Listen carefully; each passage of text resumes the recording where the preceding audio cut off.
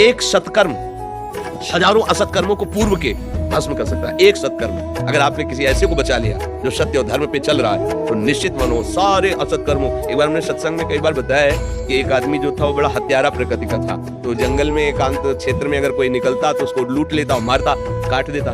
तो एक संत भगवान निकले जो भगवत प्राप्त महात्मा थे।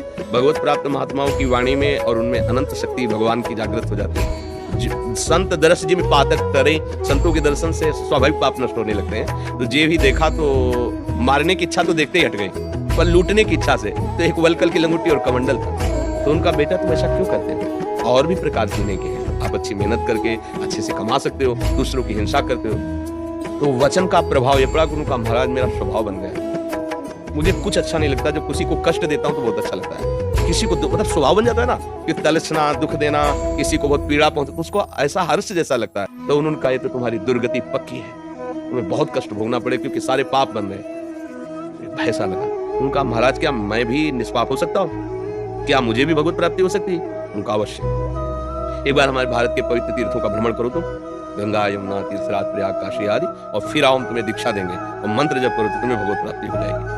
उनका महाराज मैं कैसे जानूंगा कि मैं पवित्र हो गया हूँ तीर्थों में?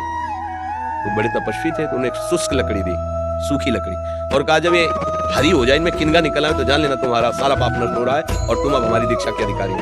तो लकड़ी लेके चला, 10-20 किलोमीटर चला। बाहर एक जंगल में बट वृक्ष था बड़ा। सोचा आज रात्रि यहाँ व्यतीत कर लेते हैं। फिर लोगों से पूछ कर तीर्थ यात्रा कौन सा तीर्थ नजदीक है। तो उस वृक्ष के नीचे वहां ऊपर 4 जो है डकैत बैठे हुए इंतजार कर रहे थे कि और रात्रि हो। और इस नगर पीछे, उस नगर में उन्होंने चोरी की थी, उनके कुछ जन मारे गए थे। तो उन्होंने निश्चय किया था कि पूरे नगर को जला।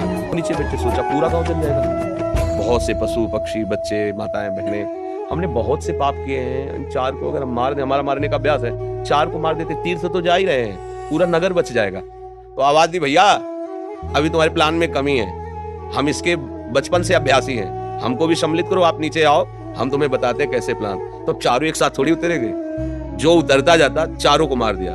तो सोचा अब यहाँ हत्या कर दिया, हम नहीं रुकेंगे, आगे कहीं रुकेंगे। लकड़ी उठाई तो हरी हो गई। तो गुरुजी ने कहा था जिस दिन निष्पाप हो जाओगे लकड़ी है। अभी तो हमने कोई गंगा गोदावरी तीर्थ किए नहीं, और गुरुजी ने कहा था लकड़ी, वो गुरुदेव के पास वापस लौट गए।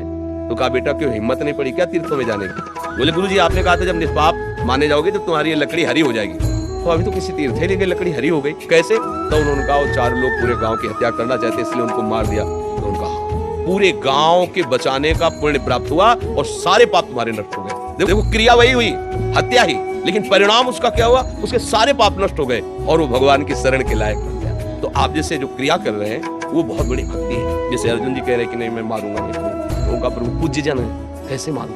भगवान ने विराट स्वरूप दिखाया कि देखो भीष्म, द्रोणाचार्य जैसे लौंग इलायची नहीं होती, ऐसे डाढ़ों में फंसे, देख मैं महाकाल, मेरे द्वारा सब मारे जा चुके हैं, केवल तेरे को निमित्त बनना है। तो आपको जो पद मिला है उसको सांगोपांग देशभक्ति निष्ठा युक्त व्यतीत कीजिए और नाम जप कीजिए, और जो हमने चर्चा की इसका चिंतन कीजिए। फिर देखिए आप महात्मा ही हैं, उसमें अंतर नहीं। युद्ध करते हुए भी अर्जुन जी को महात्मा कहा गया है, युधिष्ठिर जी को महात्मा कहा गया है। महात्मा महान आत्मा। अगर हम धर्म के विरुद्ध आचरण कर दें फिर गलत है।